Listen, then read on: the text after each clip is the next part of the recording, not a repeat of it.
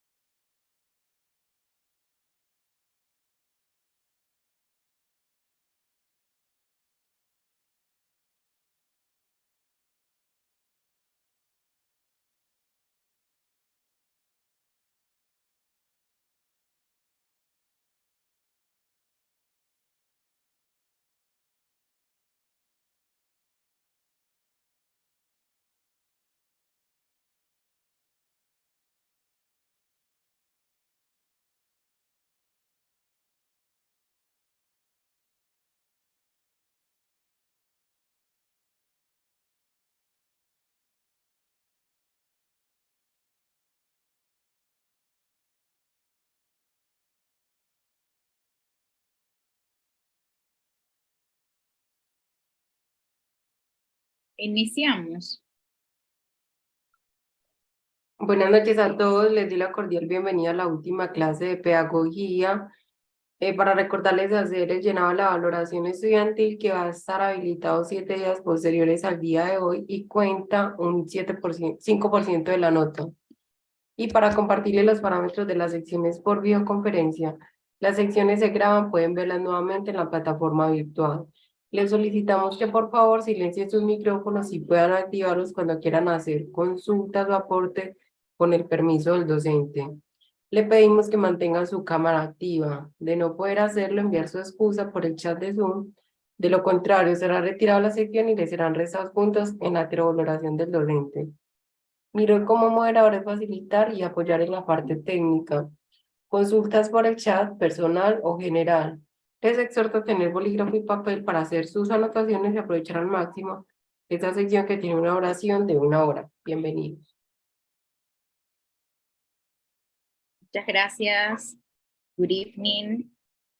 It's a pleasure to be here once again. This is our last class from this course, General Pedagogy. I'm so happy to be here sharing with you this Tuesday, as in the Tuesdays before. I'm really happy that I was the one chosen to guide you during this course of General Pedagogy. I really love pedagogy, as I told you before. And well, let's start our last session. We are going to discuss the second part of model number 5. Previously, we mentioned that today we will be sharing about motivation. We are going to talk about it. And remember that you can ask any questions if you have regarding to the lesson and also regarding to the different assignments that you have for the different models that we have discussed during these 8 weeks, okay? So first of all, I'm going to share with you my screen, okay? ¿Me puedes habilitar para compartir la pantalla, por favor?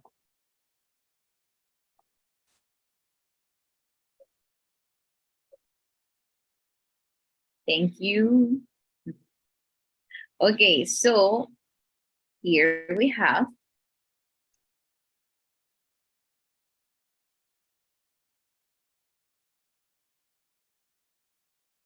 okay, so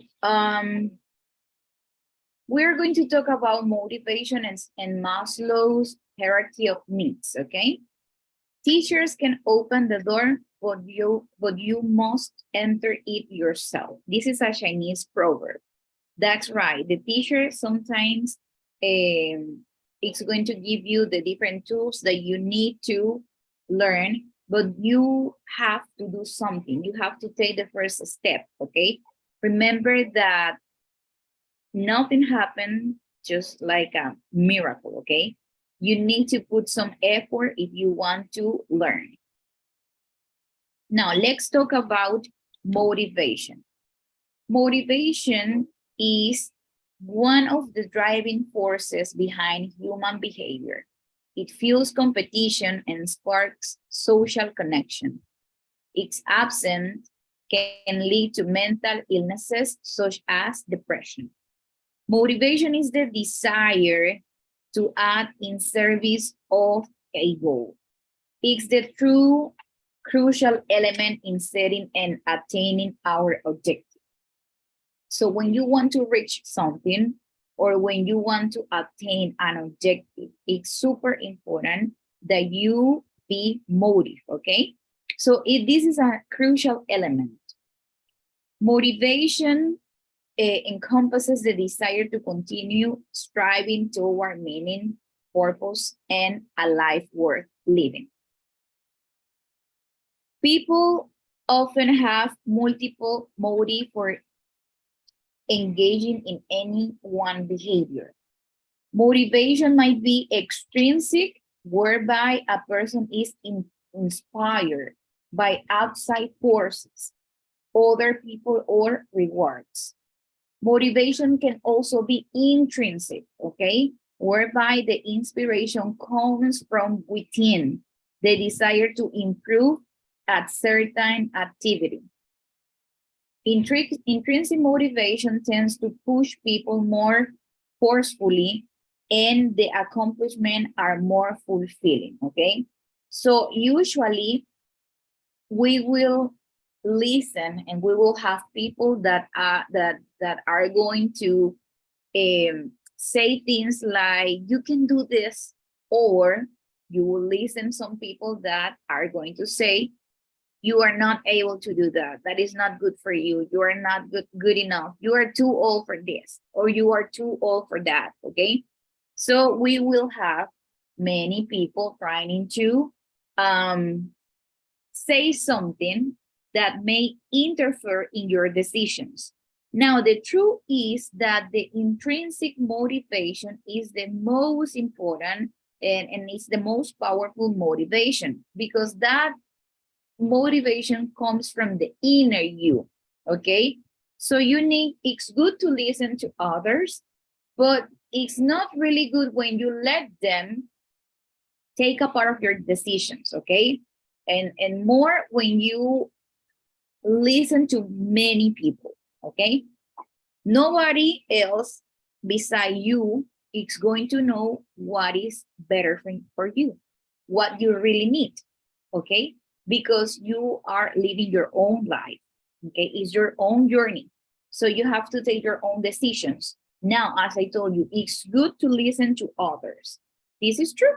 It's good to listen to others because sometimes we don't see everything as clear as people that are looking from the outside. But at the end of the day, the decision should be made by yourself, okay? By yourself. So just remember this. One framework used for understanding motivation is the hierarchy of needs proposed by American psychologist Abraham Maslow in 1943, okay?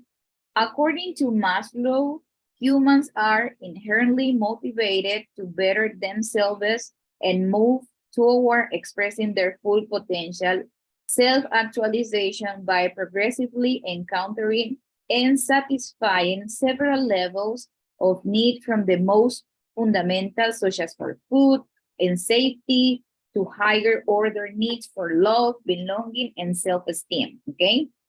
So eventually, Maslow extended the theory to include a need for self-transcendences. People reach the pinnacle of growth and find the highest meaning in life by attending to things beyond the self. Although the universality of Maslow's theory has been challenged, many believe it captures fundamental truth about human motivation. That is true. Okay. So now, Maslow's hierarchy is most often displayed as a pyramid, okay, like this. The lowest levels of the pyramid are made up of the most basic needs, while the most complex needs are at the top of the pyramid. Now, let me tell you something, okay? Usually, we don't consider the base as important as the top. But to get to the top, you need a base, okay? And look what it says. The base, or the lowest levels, are made up of the most basic needs, okay? So according to that, we are going to build this pyramid. Now, these pyramids, in this pyramid, we have these different levels, such as sociological, safety, love or belonging, esteem, and self-actualization, okay? Now, let's talk about what those motivation come from, okay? So where does motivation come from? Motivation can stem from a variety of sources. People may be motivated by external incentive, such as the motivation to work for compensation or internal enjoyment, such as the motivation to create artwork in one's spare time. Other sources of motivation include curiosity, autonomy, validation of one's identity and beliefs, creating a positive self-image, and the desire to avoid potential losses. So usually we get up from our bed and we go to work. In some cases, people do it because they love their jobs, okay? But some other people feel motive, because of the payment. I'm going to receive a payment and that motivates me. So because I need the money, I'm going to work and I do it. I do it and I do it really motive because I need the payment, okay? So we can have any kind of motivation, any source of motivation. That motivation can come from your family, from your maybe your daughter or your son, your children in general, or it can be your parents. So it depends, okay? Now, what is intrinsic motivation? As we mentioned, it's the one that comes from the inner you, and the extrinsic, it's the one that comes from anybody else, external to you, okay? Now, we have 5 levels of Maslow hierarchy of needs. Now, what motivates human behavior? Maslow hierarchy of needs is one of the best known theories of motivation. According to humanistic psychologist Abraham Maslow, our actions are motivated in order to achieve certain needs. So our motivation depends certain needs, okay? So we do things in order to achieve certain needs. Now, Maslow first introduced his concept of a hierarchy of needs in his paper 1943, A Theory of Human Motivation, and his subsequent book, Motivation and Personality. This hierarchy suggests that people are motivated to fulfill basic needs before moving on to other, more advanced needs, okay? While some of the existing schools of thought at the time, such as psychoanalysis and behaviorism, tended to focus on problematic behaviors, Maslow was much more interested in learning about what makes people happy and the things that they do to achieve the aim, okay? So, as a humanist, Maslow believed that people have an inborn desire to be self-actualized, that is, to be all they can. In order to achieve these ultimate goals, however, a number of more basic needs must be set, such as the need for food, safety, love, and self-esteem, okay? So Maslow believed that these needs are similar to instincts and play a major role in motivation behavior. Physiological, security, social, and esteem needs are deficiency needs which arise due to deprivation. Satisfying these lower level needs is important in order to avoid unpleasant feelings or consequences. Now remember that at the beginning we mentioned that when people don't feel motive about something in their life, they can be depressed, okay? So this is important, okay? It's not something like, okay, I will feel motive today and then I will lose it. No, this can lead into depression. So it's important to pay attention to this. Now, despite the variety of concepts of intelligence, the most widely theory is generally portrayed as a very rigid hierarchy. Maslow noted that the order in which these needs are fulfilled does not always follow this standard progression, okay? Sometimes, remember that it has an order, but sometimes people don't follow this order. And that doesn't mean that there is something wrong with you, because it's not, okay? Some people achieve and pass from one level to another depending on their personal progression or development. For example, he noted that for some individuals, the need for self-esteem is more important than the need for love. For others, the need for creative fulfillment may supersede even the most basic needs. Approach to understanding intelligence is based on psychometric testing. So maybe for me, love is more important than self-esteem. So I will change the order.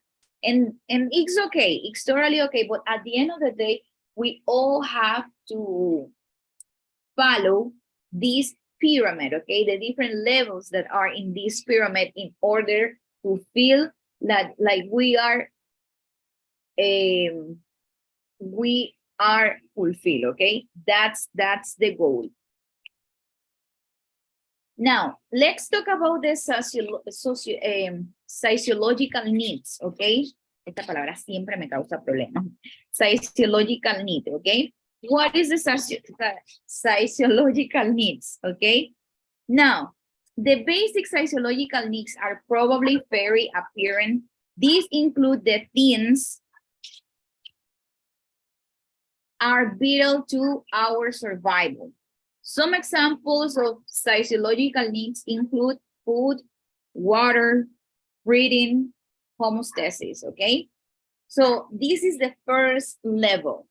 Everybody needs food, we need water, we need breathing. So if we don't have that, we are not going to be able to fulfill any other of the levels, okay? Now, before we move on, let's talk a little bit about deficiency needs versus growth need, okay?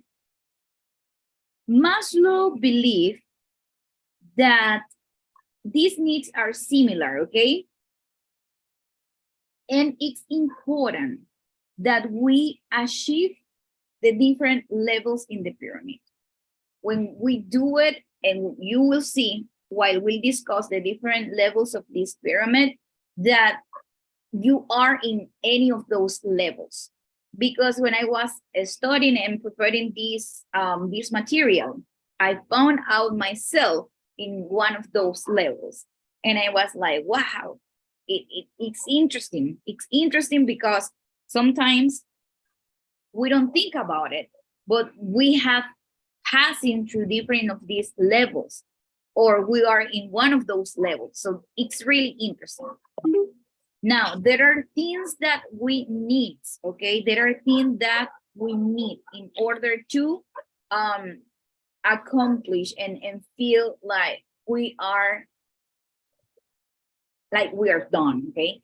Now, I have a house, I have a family, I have my career, I have a good job, I have love, I have this and that, and you say, okay, now I'm done, okay? I'm fulfilled. So this is what we are going to be discussing here. So this is the first level. After this level, we have the social needs, okay? Social needs. Now, let's talk about a little bit social needs, okay? So the social needs in Maslow's hierarchy include such things as love, acceptance, and belonging. At this level, the need for emotional relationship drives human behavior. Some of the things that satisfies this need include friendships, romantic attachments, family, social groups, community groups, and churches and religious organizations, okay? So these are some of the things that satisfy these needs, okay? We also have, let me see, because I don't know what happened here. It looks like it moved. Parece que se movió. Bueno. So we also have the security and safety needs. As we move up to the second level of Maslow hierarchy of needs, the requirements start to become a bit more complex, okay? So we have at the beginning the physiological, and then we have security and safety needs.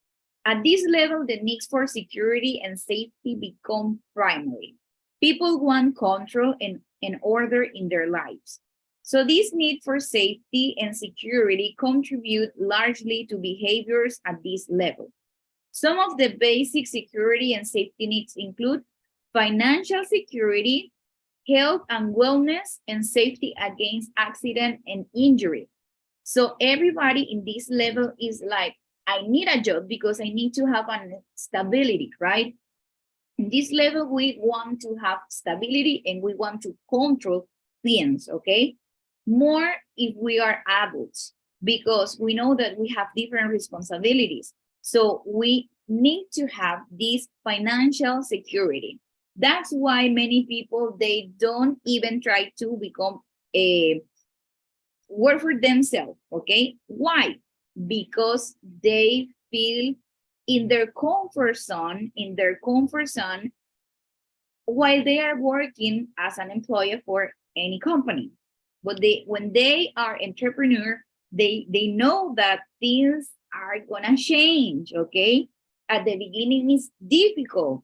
And some people are good and talented, but they rather to stay on their comfort zone instead of just try it, okay? Health, we all want to be healthy, right? So this is something that we want to control, but we cannot, okay? And safety against accident and injury. So after the security and safety needs, we have the social needs, okay? And after the social needs, we have the STEAM needs. Now, what is the STEAM needs? At the fourth level in Maslow hierarchy is the need for appreciation and respect. When the needs at the bottom three levels have been satisfied, the STEAM needs begin to play a more prominent role in motivating behavior. Okay, now you have food, water, a shelter, then you have a job, you are healthy, you have any insurance for accidents, and beside that, you have friends, you have family, you have this love. Now you start to think about your STEAM, okay? At this point, it becomes increasingly important to gain the respect and appreciation of others. People have a need to accomplish things and then have their efforts recognized. In addition to the need for feelings of accomplishment and prestige, STEAM's needs include such things as self-esteem and personal growth. Now, remember that when we talk about STEAM or self-esteem, we talk about el autoestima, okay? And personal growth, el crecimiento personal. People need to sense that they are valued, okay? Parece broma o que no fuera tan importante, pero lo es. Llega un punto en la vida en que las personas necesitan sentirse valorados, okay? And by others, and feel that they are making a contribution to the world. This is true. A nosotros llega un punto en la vida en que necesitamos que los demás nos muestren aprecio y que lo que nosotros estamos haciendo contribuya al mundo, que nosotros estamos haciendo algo importante en esta vida, no que somos un empleado más, no que somos uno más, un número más de este mundo, ¿verdad? No, llegamos a un punto en que nosotros sentimos que necesitamos de los demás, ¿ok? Participation in professional activities, academic accomplishments, athletic or team participation, and personal hobbies can play a role in fulfilling the STEAM needs. People who are able to satisfy the STEAM by achieving good self-esteem and the recognition of others tend to feel confident in their abilities. This is true. When you feel confident in any ability, it's like you are going to do a great job. When you have this recognition from others, it's like I'm confident now. I can continue doing this. And this is true. I'm telling you, because sometimes I ask my clients to fulfill like a survey about my services, about my center. And when they leave me those beautiful messages about me, about my methodology, about me as a teacher, or me as a person, or me as the owner of the center, it's like, wow, that sounds great. I didn't think about it, or I didn't think about myself in that way. So it's nice to see yourself from different eyes, okay, from another person. Then we have the self-actualization needs, okay? That's the last level, okay? At the very peak of Maslow hierarchy are the self-actualization needs.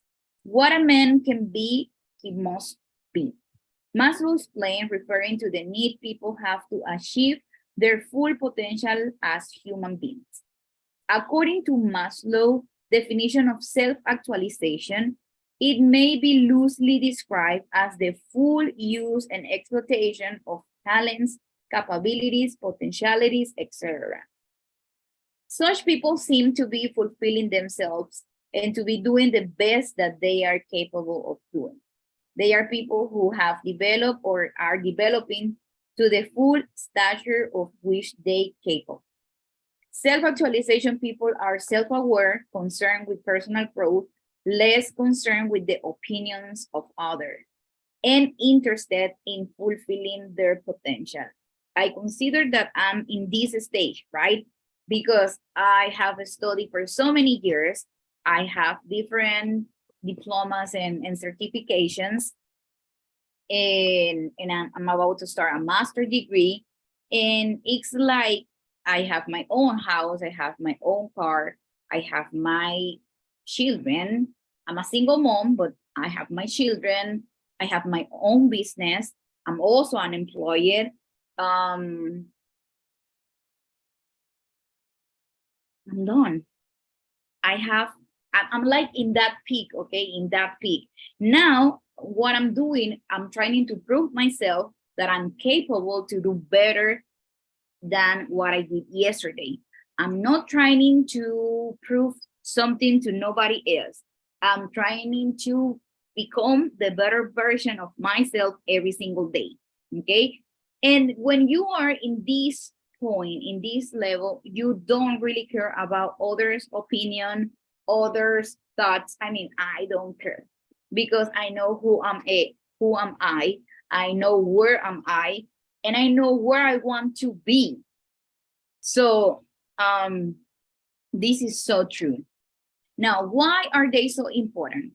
The most important and challenging aspect of writing effective learning objective is defining observable behavior that can be measured, okay? Now, let's play here the video about motivation.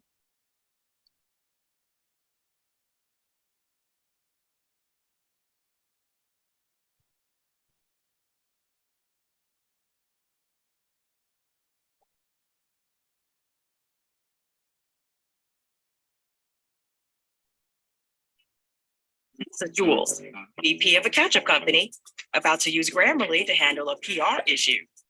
Ketchup's not relevant anymore, but I just had some on my fries. That's not good for sales. Oh, but Jules has an idea.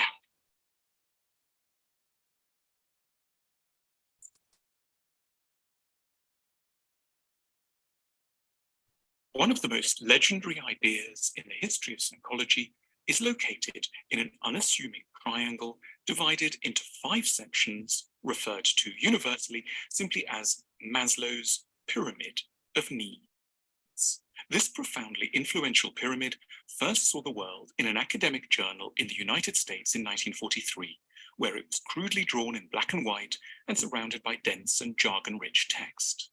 It has since become a mainstay of psychological analyses, business presentations, and TED Talks, and grown ever more colourful and emphatic in the process.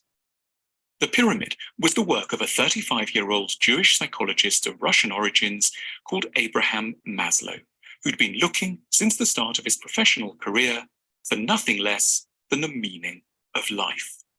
No longer part of the close-knit Orthodox family of his youth, Maslow wanted to find out what could make life purposeful for people, himself included, in modern-day America, a country where the pursuit of money and fame seemed to have eclipsed any more interior or authentic aspirations. He saw psychology as the discipline that would enable him to answer the yearnings and questions that people had once taken to religion. He suddenly saw that human beings could be said to have essentially 5 different kinds of need.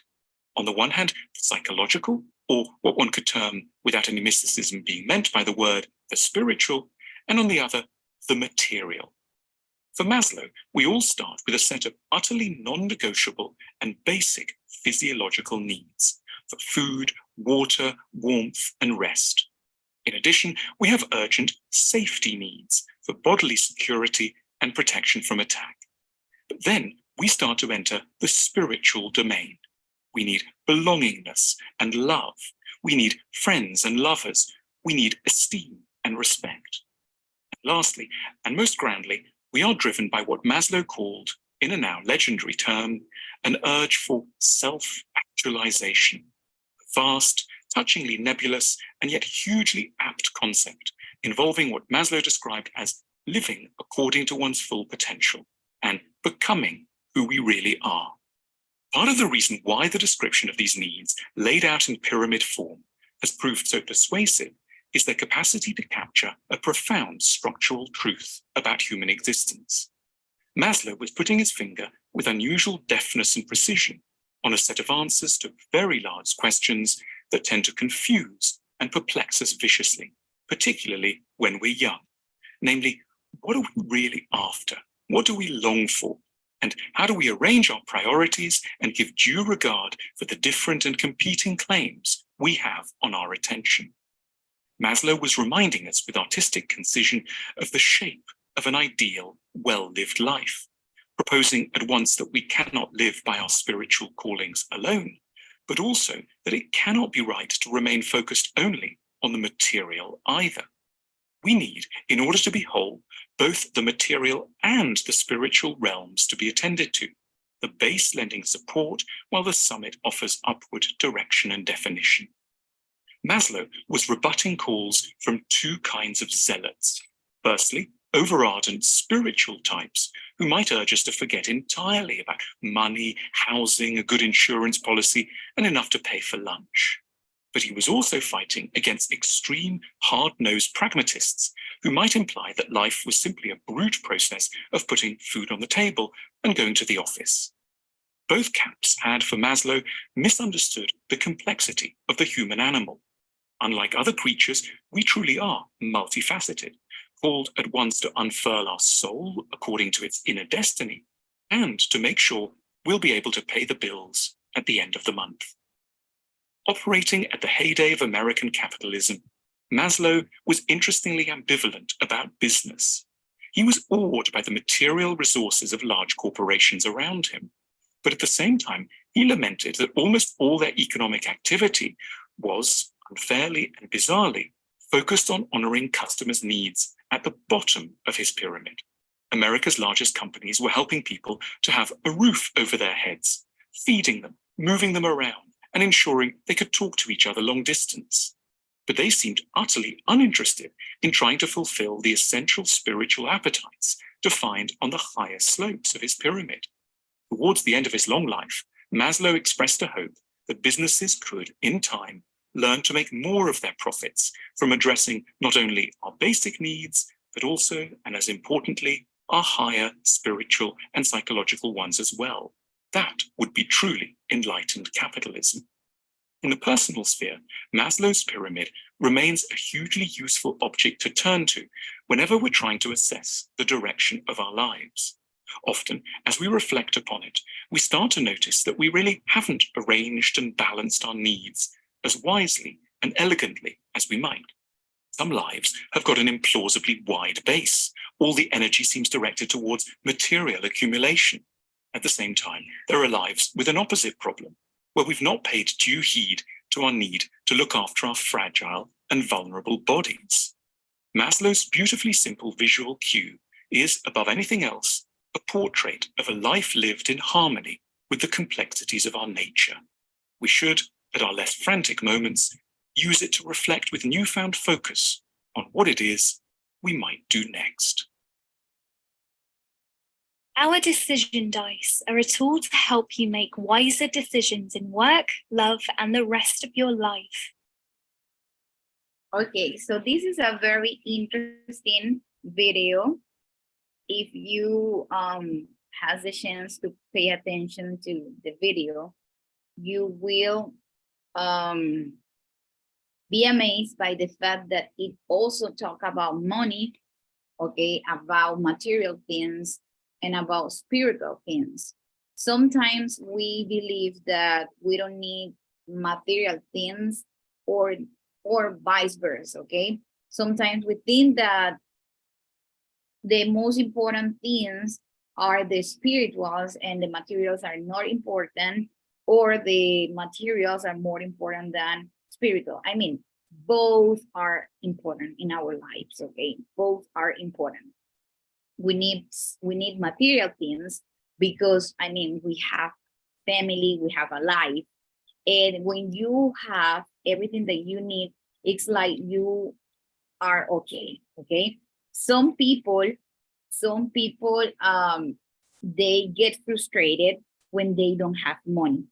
You may have seen that before, or you may have feel in that way before. When you don't have money, it's like, oh my goodness, you are angry, you are moody. But why? Because you know that you have responsibility, you have bills to be paid. And it's like, if I don't have money, I don't know. So money is important because at the end of the day, it helps you to feel peaceful in some way, to feel like relaxed. So it's important, but it's not the most important thing in your life, okay? So one of the best advices that I can give you guys is to always think that nobody has it's not anybody's fault that you are in some situation. It's your fault because you make your own decisions, okay? So when you are moody, when you are angry, when you feel stressed, just try to think that you have to deal with that and you have to find a way to get a solution for the situation that you are living. Try to not focus on find somebody that is like it's guilty for the things that you for the decisions that you made in the past, okay? It's your responsibility. You have to make your own choices and you have to deal with that and just be empathetic with the people that are around you. They don't deserve to be treated bad because you are angry. It's not our fault, okay? It's not their fault. It's your fault. So try always to be in a good mood. Instead of looking for the problems, try to look for possible solutions, okay? So that is the best advice that I can give you. Remember that all levels are important. Try to fulfill each one of them in the order that it's in the pyramid or in the order that your life is taking you through, okay? It's okay.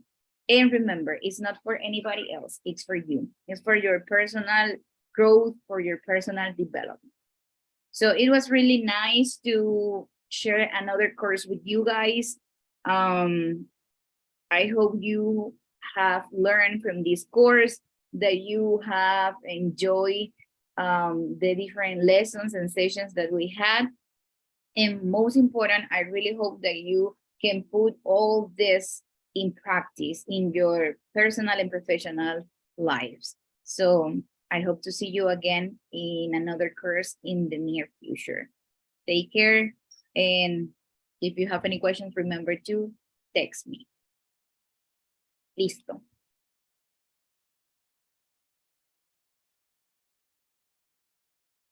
Profe, muchísimas gracias y bueno, recordarles que hagan el llenado de la valoración estudiantil.